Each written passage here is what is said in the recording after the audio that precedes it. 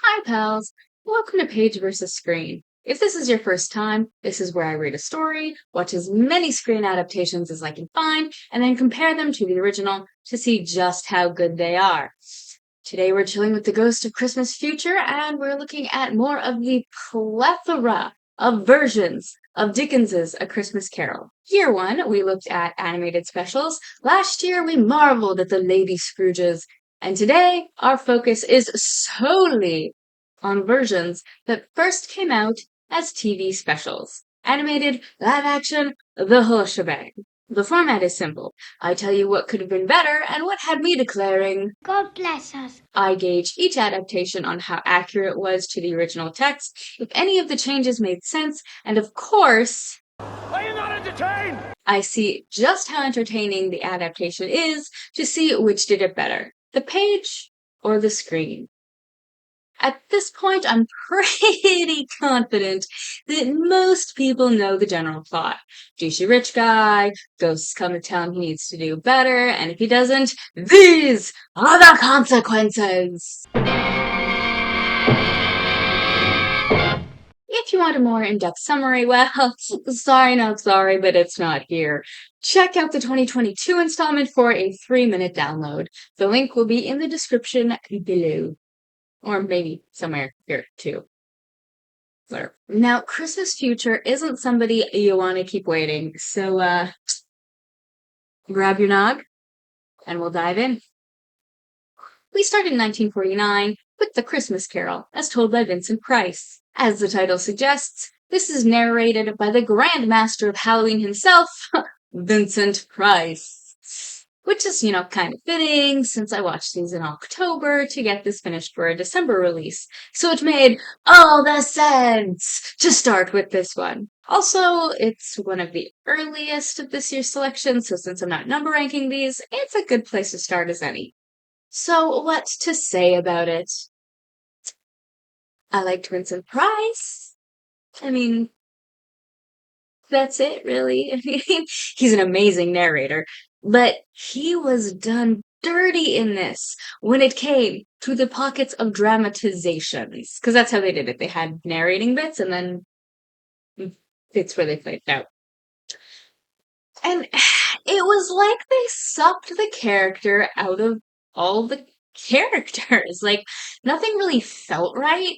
It was set in a right era with the same conventions, but everybody was American and we didn't get any spook factor, like, well, build up to Marley or anything that I was expecting, considering who the frickin' narrator is. I mean, he's just wearing a white hooded robe. President wasn't jolly, just a grumpy ass the whole time, and like there was no festooning of the room and just nothing. Like, if this were a fast paced live stage version, I could understand there not being a bunch of deco, right? Like, they may not have time to do it properly in that case, but honestly, you don't really need all that much. Like, plus, it's a TV special. You have a few minutes to do a bit of like set dressing for the scene. Like, if you're going minimalist, a pre-decorated tree, a couple of wrapped gifts, a bit of garland on a table edge, done. That's all. That's all you really need. Like, it doesn't take long, and tear down is even faster. And then Future just kind of walks on all unceremoniously, just as present, just walks off. Now, if you saw last year's, you'll see just how much Future's part can be disappointing to me. However, in this one, at least he was, pretty accurate in comparison. Of all the spirits, I wasn't horribly pissed with this one. But then you get the stuff with Marley before all that, and Scrooge is hamming it up from the start, which it it makes no sense because like there's no pre-haunting to spook you. He's just not skeptical of the situation at all, and just right away is like, "Oh my god, it's a ghost." Okay, that hurt. Ooh, okay. This is the type of stuff I'd expect if I were like at an elementary or primary age canto. And I don't mean made for that age group. I mean like, oh, you're gonna go see your kids' nibblings, whatever's classroom performance of the story one afternoon. that's acceptable for kids, and you're just like, oh, that's so cute, you're trying. Look at the little ghosty. Oh, you're cute. You're cute. It is not acceptable for paid actors working alongside Vincent fucking Price. And okay, it was only like 25 minutes, and it was made in 1949. So yes, they had to cut a lot of stuff out.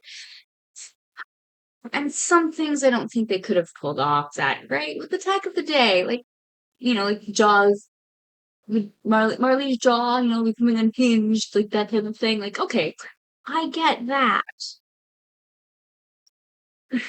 But to cut the stuff with Belle, I mean, they briefly mention her name, but nothing to do with what happened. Scrooge hears her name, and then he runs away. If you didn't already know the story, you'd be like, "Whoa, what's the deal?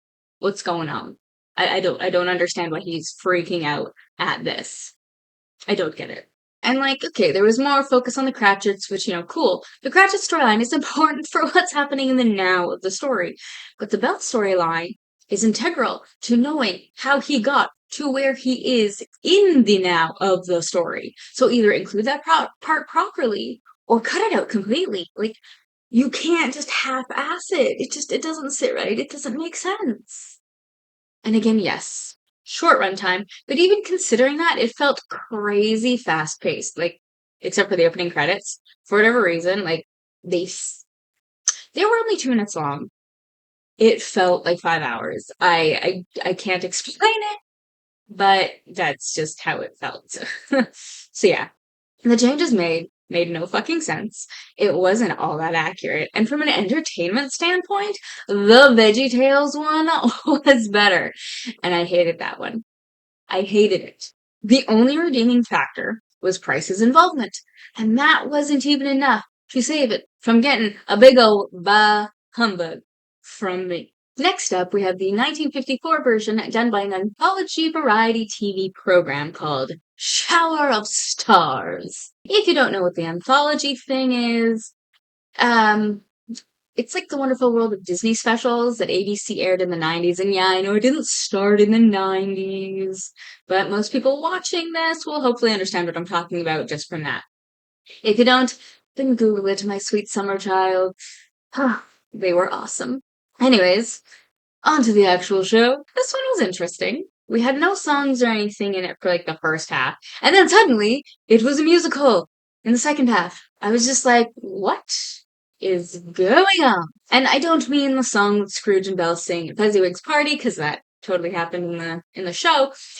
That made sense for me because it was a variety show and that type of thing happens in variety shows. But outside of that, the rest of the second half had the feel of a musical when the first half didn't. And I don't have problems with musicals.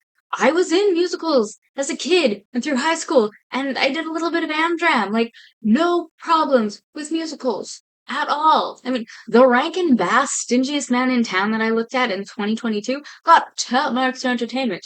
But that one was animated from the start, and it was an animated musical from the start. And it felt like one all the way through. This one shifted gears partway through, and it wasn't even with the first spirit. Like it just started partway through everything, and it made no sense. And also all the future was cut except for the graveyard. I mean, they had an hour to tell a story. Why cut that? Like the only explanation that I will accept is that the actor that was going to play Future got sick at the last second and they had to change some things. Okay, that happens. If that was the plan from the start, what the fuck? One question I do have is, did no American in like the middle of the 20th century know how to do an acceptable Brit accent? I mean, they just go on as Americans constantly, not as Brits. This is a British story. This is a British story. However, I didn't hate this one. I mean, Scrooge was actually more like how he was written in the story. Thank you. The Marley scene, super believable. And I liked the ghosts that we got to see. Like, from Marley, there was a bit of an intro to try to freak Scrooge out. And you also see his portrait back at the office, and it looked super creepy. Like, you might wonder if the painting was maybe a little bit haunted. And so it was a nice little addition. But like with the 1949 one, I don't know if they'd be able to pull off, stuff like the jaw well and things like that. So instead, I think they did this cool thing where he's like all ghosty looking, he's all see-through, double exposure, yada yada. But then he touches Scrooge. And this is when Scrooge starts to drop his skepticism, just like in the book. But also from that moment on, like things felt a little different. I can't fully describe it. It wasn't like a visual thing. It was more like a narrative feel, I guess. But it was almost as if from that moment on, he was pulled into the spirit realm from the material world. And I really liked that feel because, like, normally it's just, okay, these ghosts are gonna visit you. And then after it's, yeah, my brain doesn't want to word how it is, but it just felt different from other versions that I've seen. Past was a woman. He was like, "Oh, it's you," and we quickly learned that Past looks like Belle, and this gender bent Past looked awesome. One of the better costume designs. She had the Greco-Roman inspired outfit, and it looked like flowers in her headpiece. Because in this original story, he's got like a belt. And all things considered, I mean, it wasn't exact to the book. It wasn't exact, but it was still pretty awesome. Like I really liked it. Present looked like Scrooge's nephew Fred, very much in character. And the room, well, yes. Oh, it looked so good for this one. I mean, he's not jumping off the page exactly in regards to appearance, but I think after watching the last one, I was happy with anything close to things. Most of the base plot is the same, although with some little things altered. Like, Mrs. Cratchit isn't the one that's really hating on Scrooge, or guests at Fred's party that make fun of him. I mean, they actually cut out Fred's party entirely. And, like, Bob is the one that's making fun of Scrooge and the way that guests at the party were. Like, it's kind of weird. I mean, they included things, but it was weird how they included them. Um, but then there was also like no buying a turkey or gifts for the family or anything like that. Like it was a little weird. And the breakup scene with Belle, that was at Fezziwig's party, not, a bunch of time later. I don't know. But kind of Fred's party just didn't feel right. I mean, you could have Past be Belle and have Belle featured in the events of the past. And you can have Fred be present and you could have Fred's party. Overall, this one was enjoyable, although not all of the changes made sense and it was only semi-accurate. I mean, first half was spot on. Second half, That being said, it's going into the good tier and check it out just once at the very least. It is worth a watch. We have another American adaptation from an anthology series. This one performed live on the Alcoa Hour, even though it was an hour and 20 minutes. This one is a full-on musical from start to finish.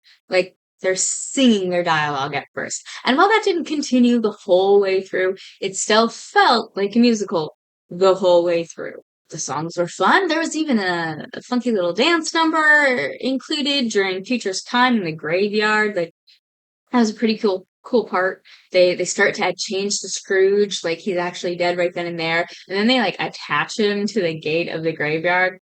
It's an interesting sequence. Different take, but it worked with the things they were doing. And like most of the ghost stuff, it was okay, although Past was wearing what looked like monk's robes. I mean, I didn't really that that that was weird. And the special effects were very 1950s, so they weren't bad, but I do take issue with there being no build up to Marley's appearance, and then the proof of him being a ghost is just removing gauzy mesh from his face. And then, like, after that, Scrooge is all like, "Oh, yes, I believe you."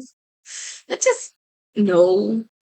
However, they did include seeing the other ghosts with them, with that whole Marley, but they don't normally, like, there's some that do, but most don't seem to have that anymore. At least that I've seen. The whole warning to Scrooge, it's done as a song. That's where they include them instead of when Marley is exiting stage left. Left. I actually quite liked that, you know. It looked a little campy, but it worked. It worked well. I don't know. Giant Fred's party was okay, but then they did a song about the baby Jesus. He's not mentioned in the book. You know, they have like the whole Christian charity at Christmas thing and with the guys looking for donations at the office. But beyond that, and like God bless us, there isn't really like any Christian stuff mentioned in the book. So like a whole song about the baby Jesus. That's not what the story is about. Like that just does not fly here, kiddies. That does not work. That being said, it was mostly accurate, the most accurate one so far of this video, and while not all the changes made sense, I really enjoyed it. It was better than just good, but I can't say it was as good as the book, so I'm just gonna stick it between those two. It's on the line. It's time to jump forward a few decades, and we're now in the 80s with the 1984 adaptation. This one was quite well done. There were some changes to things, some additions. There's a point early on where Scrooge goes to the exchange. I'm assuming it's some sort of stock exchange. I mean, it would make sense because, you know, he's like money lending, financial realm, that type of thing. He has this back and forth with some men there about corn or a corn warehouse. I don't know. They either want to buy it or invest in it. Scrooge is really unreasonable on the price, though. And true to early form, he doesn't care about how the poor will be impacted by, you know, lack of corn and whatnot. This part is in character and not against the general theme of the story. So I was okay with the addition, but they didn't do the follow through. Like, if you're gonna add douchey things he does before the ghosts visit him, you gotta show his change of heart after. Like, they did that in the Rankin Bass one. He's terrible to animals before, and then after the change, they show him being kind to animals. Setup, follow through. Yes, thank you. In this one, they did not have him go to those men and tell them, hey, let's go with a better price. It was just kind of left dangling. Do not do that. It does not feel satisfying. Also, when he's walking home from the office, Scrooge is passed by a hearse. And then he hears his name being said in a ghostly, haunting way. So they actually start with the haunting early. I don't know if the hearse is real or if it's supposed to be like a phantom or something. Because like they have it where it's a super foggy day, just like in the book. And so, you know, it's hard to tell because the hearse just kind of disappears in the fog really quickly. But it was so good. Like, so good. And they kept Marley's face on the door knocker, like all that stuff. Mwah! Yes! And speaking of Marley, that whole scene was so good. I mean, they had the build up with the bells and Scrooge being a little wigged out, like locking up maybe a little more intensely than he might normally. I mean, okay, the jaw release may have been a little on the campier inside and not spooky because he's just like takes the thing off. like, I mean, the unhinged jaw thing is a little tougher to do with only certain effects being at your disposal, but I will give it an A for effort. It was miles better than. But I did love this Marley. So far, I think this is my favorite Marley of this installment. And all the ghosts were good. Past presentation looked great physically, and the characterization was great. She really made him think about things. And hey, all the Belle stuff that was there, and including when, you know, she got her own family. I mean, it wasn't when she was older with grandkids. It was with her kids when they were young. But still, like, they included that scene in some capacity. And, you know, usually that gets, you know, chopped after the breakup scene. So it's like, all right, yes. One weirdish thing they made was we actually see his dad. I mean, when Fanny comes to pick him up from school saying, hey, guess what? Dad's not a dick anymore. You're coming home. You know, first off, he's there. In the book, he isn't. And, well, he's actually still a dick. And we find out Scrooge is being sent off to be an apprentice at Fezziwig's instead of coming home, and Fanny's not happy about that, and she seemed to be blindsided by all that shit too. And then Present. Oh my god. He's even wearing a green robe and has a torch, which he doesn't always have in these adaptations. Like, They do continue to show contrasts between Scrooge and Fred that were started during the earlier scene where Fred invites Scrooge to his party. And they keep in the part where Bob is getting his eldest son Peter a job. In this case, they have Fred as the employer, and Fred is paying him a really nice sum for the day. Like, really, really nice terms. And, Scrooge scoffs, and he's just like, oh, Fred will never amount to anything overpaying people like that. I did like that they still showed the contrast. Even though it's around the point he's starting to soften, he's still a little Scroogey in character. Since we're at the Cratchit stuff, let's look at this makeup job. Those sunken eyes, it's not crazy or anything, but normally you don't get that sickly look to him like that. So, good job on that one. And they actually include Fred's party, properly. But, Scrooge isn't super into things. He's still quite reserved. In the book, he's all excited as things go on, and he wants to stay longer to play, parlor games and stuff like that. But in this, we don't really get to see that, which I think is a bit of a shame. In the book, it adds to the character build. In this, it feels like he's stagnating a little bit in this part when he should be moving forward. They did a fun thing with Past's extinguisher cap and Present's torch, where they were almost like crystal balls, and scrying is how you are transported around to different events. That was pretty cool. And they included ignorance and want. I love it when they do that. Love it, love it, love it. I mean, so many times they're cut, but in this one, they're there. It's true to the book, and it just, it was nice to see. And then we get to future. I quite liked it, actually. The transition between present and future was a little off.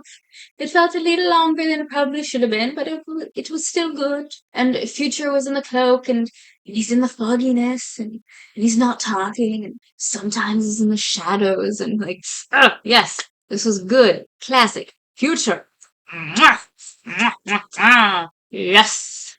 Then when the cleaner is pawning Scrooge's stuff, Scrooge is having a hard time accepting that it could be his stuff. And it was just so well done. The future part was actually good. A part that amused me was on Christmas Day, after the ghost visits and he gets the turkey for the Cratchits, the poulterer, he's just like the kid, we don't see this particular thing happen, we see a little bit of the fallout. So the kid goes for the turkey, and the poulterer does not believe him. He's just like, wait, Scrooge? What? Scrooge wants this. So he goes to Scrooge's with the kid, just to make sure the kid isn't lying, and it's oh, he just can't believe it. And then Scrooge confirms, he's like, oh, okay. And then delivers it. And then the Cratchits, well, they're super confused too. It was really fun. It was really funny. A lot of the time they'll cut out the boxing day stuff at the office where Bob is late and Scrooge is pretending to still be a hard ass. But they kept it in. I mean, again, all the yes. This one was so good. I mean, not 100% accuracy, but high up there. One of the closest adaptations I've seen of the 24 that I've now watched over the last 3 years. But maybe is not quite as accurate as the Disney '09 version. I still think that one has a leg up on it. Most of the differences worked, but I will always be kind of, irked about the lack of follow through on the exchange edition. It is one of the most entertaining ones I've seen, though. I can't say it's in the blesses category, but it's definitely as good as the book. If you haven't watched it before, seriously, go check it out when this video is done. You will not regret it. Or maybe not this video, but the next video, you'll understand when we get to the end. So now we bound into the 90s with Xena, Warrior Princess. Yes, a show set in a world mainly based on Greek mythology has a take on the story. It's Series 9. No, wait. It is not Series 9. Hey, Frank. It's Series 2, Episode 9, A Solstice Carol. I've never seen an episode of Xena before, so this was my intro to the show. I didn't hate it, but it wasn't my favorite thing either, which is surprising because, I actually like Greco-Roman stuff. But it's the day before Solstice, and King Silvus is our Scrooge stand-in, and he's pulling an Ollie Cromwell by outlining all the holiday festivities. Our Cratchit is, I shit you not, a man named Centocles, which comes into play later. So why is Silvus playing Lord Protector and putting the kibosh on the solstice? Because his wife Analia isn't around anymore and he blames the holiday. So we do get a touch of Belle in there with that little split being a big thing that brings us to where we are now in the show. So that was, okay. Some orphans are decorating for the solstice to celebrate, and they're found by the city soldiers when Centocles goes with them because they're about to be evicted if they don't pay up, which is what gets Xena and her friend Gabrielle involved to help them out. And it's like one kid stole her chakram thing to use as a tree topper for the solstice tree. Decorating trees for holiday predates more modern religions, so okay, cool. But when the soldiers show up and try to evict the kids, Xena, she wants to do all the punches to stop Silvus's bullshit. But Gabrielle convinces her to take a less violent approach, and they use the story of King Croesus as a backdrop for a cribbed version of A Christmas Carol. In this, instead of being visited by three spirits, they go with the three fates, Clotho, Lachesis, and Atropos. Only Xena has two of them, and the woman who runs the orphanage steps in for the third with Xena and Gabrielle as shared Marley stand-ins. But now to Centocles. Before the banning of the solstice, he had a specific profession that was also banned along with the holiday. He was a toy maker, and Gabrielle convinces him to help them grow Silvus's heart 3 sizes and bring joy to the orphans with toys that he stashed away in a secret workshop. How? How do they smuggle him and the toys into the orphanage? I mean, because the orphanage is now under siege at this point when they try to get him in. So how do they smuggle him and the toys into the orphanage? Well, they disguise him with a beard and red robes, and when they get to the orphanage, the only way in is to drop in from the chimney. And he loves it so much that. By Zeus, I'm gonna do that every solstice eve. Oh, okay. So before the siege, Xena brought the king to the orphanage disguised as a pauper. And, he's trapped in there too during the siege. I believe I'm saying siege so much in a thing about A Christmas Carol, but, The soldiers, they eventually break through and Xena gets to get in all the punches. Only it's not so much punches as it's literally using toys and decorations to fight them off. Silvus has his point of change and also helps in fending off his own soldiers. And he decides to not kick the orphans out. Huzzah! At first it was implied that Analia died, but she didn't. It turns out she's the woman who runs the orphanage. And so they have a reunion. There's also a stubborn donkey that Gabrielle uses all their money to buy. When they leave the city, they come across a traveling couple where the woman is pregnant. And they give them a donkey so she doesn't have to walk. Where have I seen that imagery before? Throughout, they continually refer to the night as Solstice Eve. I'm not saying that nobody has ever called it Solstice Eve, but I've just never heard anybody within the pagan community call it that before. I've never seen reference to it. It felt like a real reach to call it that all the time, to try to connect it to Christmas, especially things like decorating the tree, mistletoe, elements of Santa Claus, etc. Like, they have all been cribbed from pagan practices, or what we now call pagan practices. So you don't need to try that hard to make the connection. I mean, hell, with the Christmas Carol itself, like the actual story, I see the Holly King type of motif like that in the visualization of present. But it was really cool how they adjusted for the time period and the location, and having the ancient Greek references. My nerdy little heart loved that aspect, and it made all the sense. It's also very interesting how they took pagan, modern, and Christian elements, tossed them all in a blender, and were like, oh, here's your A Christmas Carol smoothie. And it was pretty entertaining to boot. Again, not my absolute favorite of this batch, but this one gets put into the good tier. We are now pointed to the 2000 adaptation. It's a modernization set in a housing estate in London where Eddie Scrooge is a loan shark who has the estate pretty much under his thumb. They do things with the ghosts a little different than usual as well. Instead of consecutive nights, Scrooge is in a time loop of reliving Christmas Eve over and over until he learns his lesson. A ghost visiting him each night. So it is technically consecutive nights, but it's like the same night over and over. So also, more of the plot revolves around Marley's death itself. He was murdered, and the murderer still hasn't been caught. So we have Marley's mom in the story, and she wants justice for her son as a part of it. That was a pretty interesting addition. With the ghosts, we see Marley every night of the haunting as a precursor to that night's ghost. And his warning for Eddie kind of gets spread out along the 3 nights, and it's kind of like woven in with the stuff about how he died. Yeah, that was pretty cool. The first night's run up to Marley was pretty good. Instead of having the door knocker be Marley's face, because like it's a modern door and a lot of modern doors don't really have door knockers. So how did they do it? Earlier you see posters for information for his death.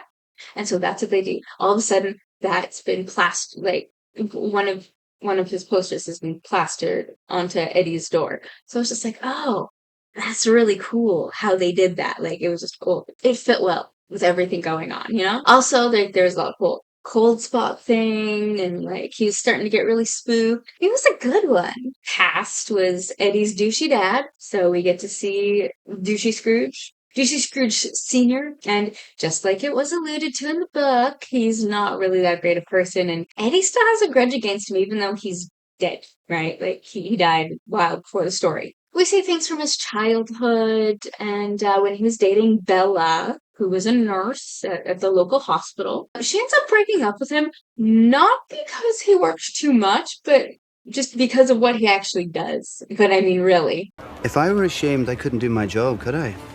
After the first repeat of Christmas Eve, he gets home and he just comes in. He's like, all right, I'm ready. Let's go. Let's do this. But no ghost comes. So he goes to bed, and then Marley continues with the warning, disappears just like the night before, and then he shows up again in place of present. And like, normally it kind of annoys me when this happens, but I will give them this. At least there was some deco, and they acknowledged the double up. It's the busiest night of the year, haunting-wise. Like, there's just the faintest hints of deco, but at least they acknowledge that.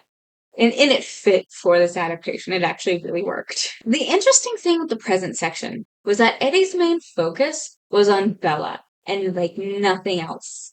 Like, they're in the hospital, seeing everything unfold with the Cratchit family, because Tiny Tim, he's in the hospital over the holidays, and, you know, the first chance he has, he just kind of ducks out, and he tries to talk to Bella. Of course, she can't see him or hear him or anything he's saying, because, traveling with spirits. When he's back at home, Marley confronts him. He doesn't actually believe that Eddie cares about Bella. And then he shows the 2 homeless kids. These homeless kids are seen throughout, and I'll get to all of that in a minute. Like, they died, and they were kind of the ignorance and want stand-ins, and like, yes, it was included. And it was done in a way that makes sense for this version. So, like, double yes. After the second repeat, we get Marley chilled. He's in the goddamn fridge when Eddie opens it. He points out that everything that Eddie did different was only on the outside, right? Like, there was no real change, and so he's still fucked. So at this point, instead of reliving the day as he did the last 2 times, he's just like, screw it, cut and run. Clears out the safe, goes to leave, but his car won't start. And then this kid is just standing there, silently. And then he's in the car, not saying a word. This, pals, is Future. Insert the usual complaints about Future's visualization here. And if you don't know what my usual complaints are with this ghost, then check out 2023's Christmas Carol video about the 8 gender bend versions. The link is in one of the corners and also in the description. We've got the graveyard scene. But unlike most serious adaptations, like, there are actually mourners. Bella and his nephew Dave go to pay last respects. We also get him questioning Future about if what he's seeing is set in stone.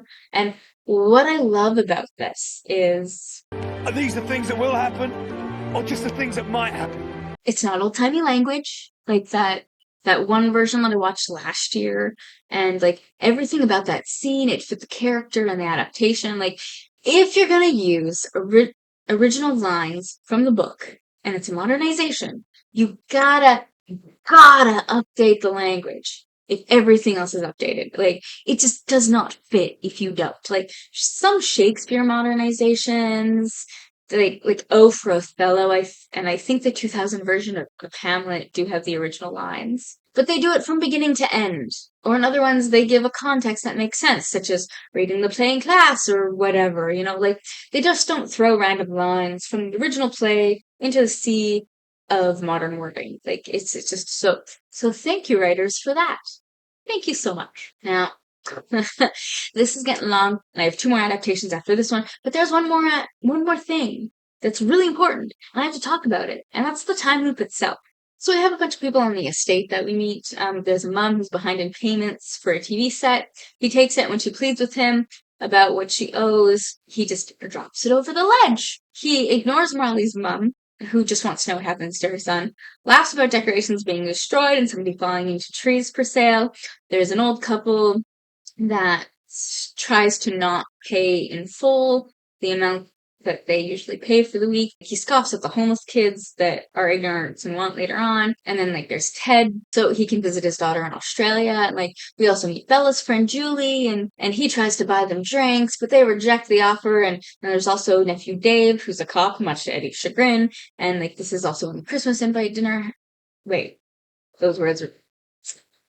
I haven't had that much dog. There's his nephew Dave, who's a cop. Eddie isn't happy about it, and like, this is when the invite to Christmas dinner happens. Finally, and there's also Bob, who is, Eddie's employee, and he's wanting the whole of Christmas off instead of just half of Christmas. And Eddie's just like, no. So that's kind of like the setup for everything. So with the usual time stuff, you get a do-over for the day before. Right? The first repeat, he does most of the things the same if they were douchey, but the original terms that he gives to Ted, they have now changed to screw Ted over, so he can't see his daughter. He's harder on the old couple. He refuses to let Bob have Christmas off at all, but, like, at least he doesn't bother Bella and Julie? I don't know. So the visit from the past as his dad doesn't really do anything good. It actually makes things worse for the most part. I mean, that's why you don't send abusers to try to send somebody to get their ways. Pause while I plug in the confuser. On the second loop, we see some changes. Sort of. Remember, Marley didn't really think that he truly changed. Some things he does are refuses to take the money that Ted is trying to pay him, and he gets so aggressive about it, he ends up attacking the poor man. He forgives part of the mom's debt and tries to give her a gift, but she refuses it. She's afraid of owing him even more, and then he freaks out on her, and he calls her a loser, and he's just like, and he tries to, like, pay off Marley's mom pretty much, and she's just like, I don't want money. I want to know who killed my son. I want justice for my son. Like, what the fuck? And then with the Cratchits, we learn that they're on the brink of divorce because, like, his wife doesn't want him working for Eddie anymore, and he's just like, oh yeah, Bob, take a week off. Make sure you tell all the nurses at the hospital, yeah, make sure Bella knows. He also gifts Tim, who has cystic fibrosis in this one, some things like a football, as well as covering any medical bills that go beyond the NHS's capacity. That kid can't have kickabout with friends. Like, he's so bad he's in the hospital at Christmas. How is a football...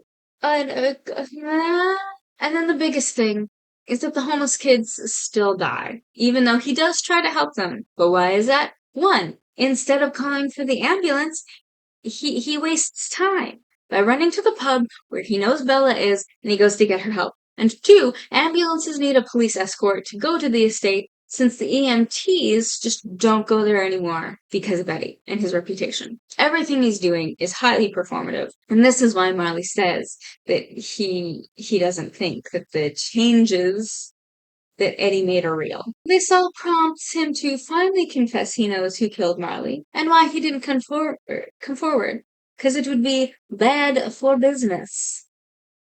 After the stint with Future, he actually has changed. He writes off the debts of the people that we've seen. He gives restitution some, gives dual stair lifts to the old couple, helps people, like the struggling mom has a tree, like that type of thing. Oh, He sends Ted to Australia in style. That's pretty awesome. And of course he fires Bob, writes off the debt that kept him chained to him, and gives Bob £50,000 in bonds. But he does it anonymously. And, they kind of wonder where it came from. But the two most important things are that he gets the homeless kids to the hospital in time to save their lives. And he makes no mention of Bella. And he doesn't seek her out. And he tells Dave who killed Marley. Dave is kind of pissed and somehow shocked about the reasoning for not coming forward in the first place. Bella ends up confronting him about the homeless kids. So every single thing that I noticed at the very beginning had a follow-through for the change from douche to actual good guy. I really like the time loop aspect. I mean, that was a fun take on things. And, the sillier moments actually worked, which was refreshing. I mean, it can be really hit and miss with them, these more serious adaptations that, it can actually be kind of annoying when they're done.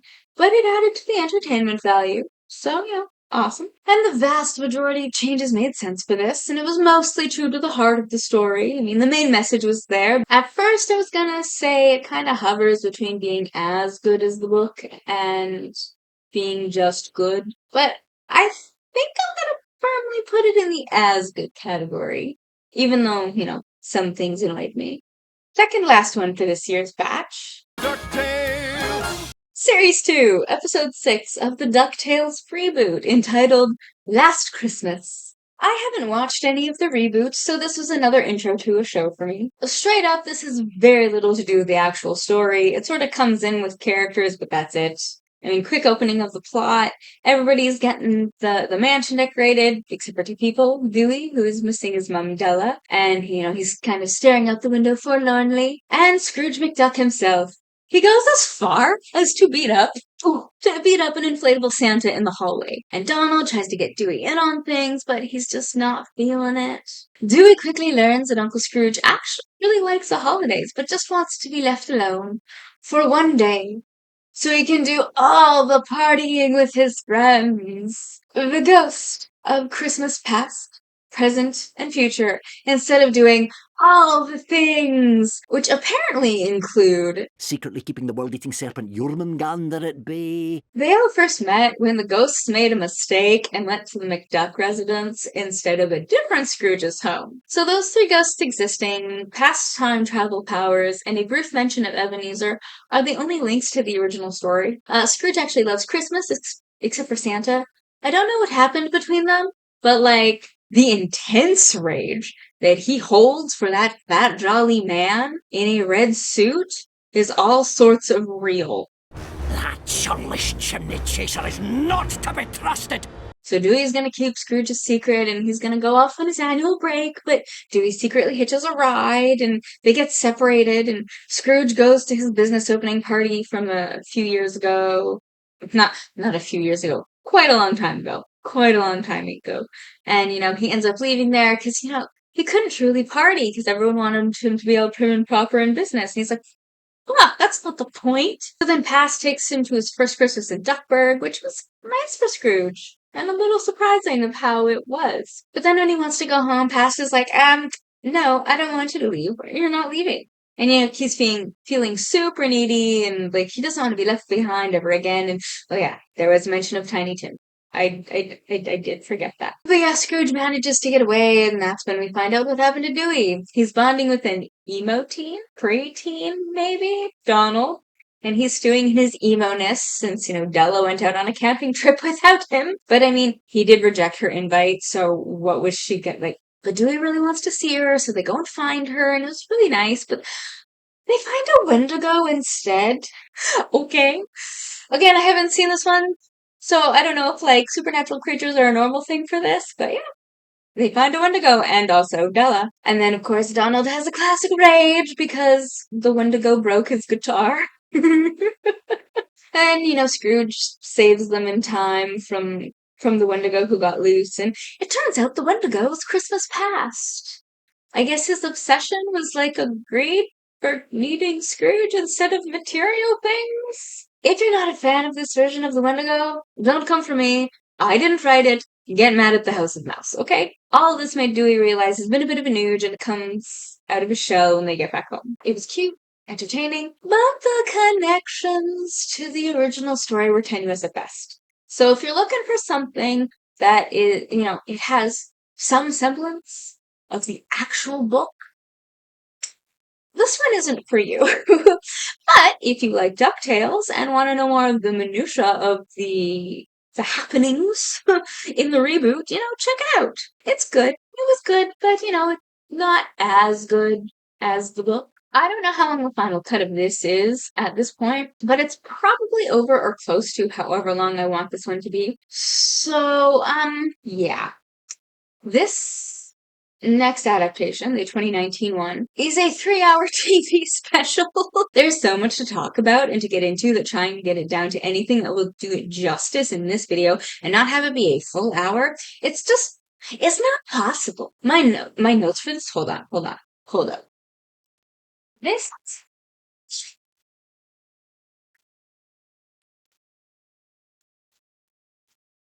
that's all my notes. I'll clean that up later. That's all my notes for this one.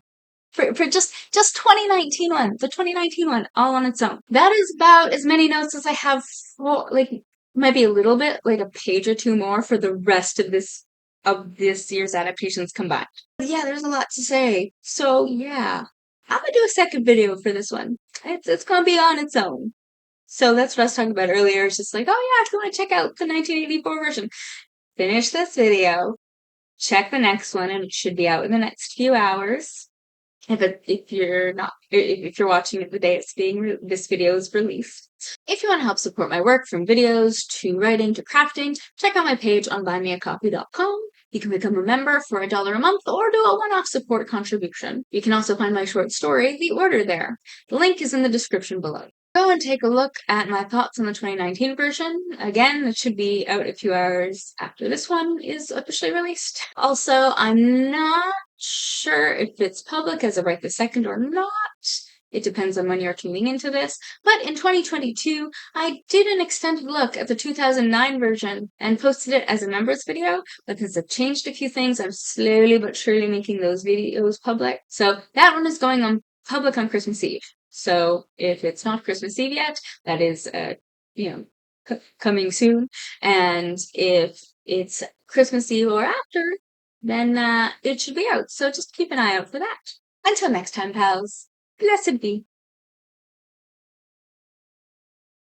Let's try that again first. And while that didn't, the link is in the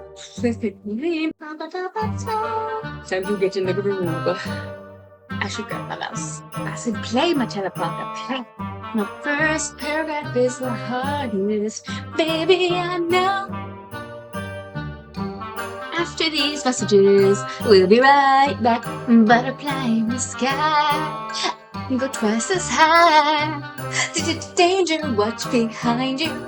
There's a stranger out to find you. Hi, welcome back to the show. Boom, baby. Cause it's not coming back.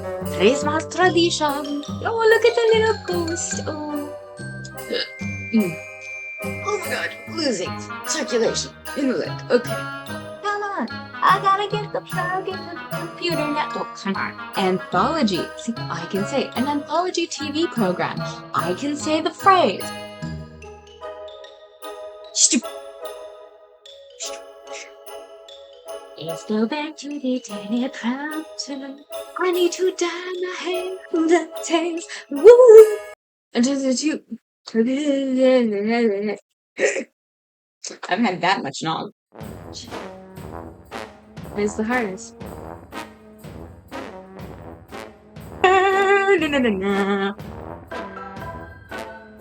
I'm just gonna.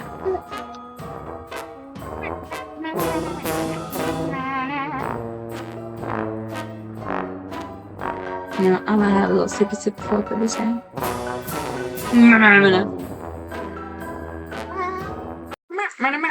Next one.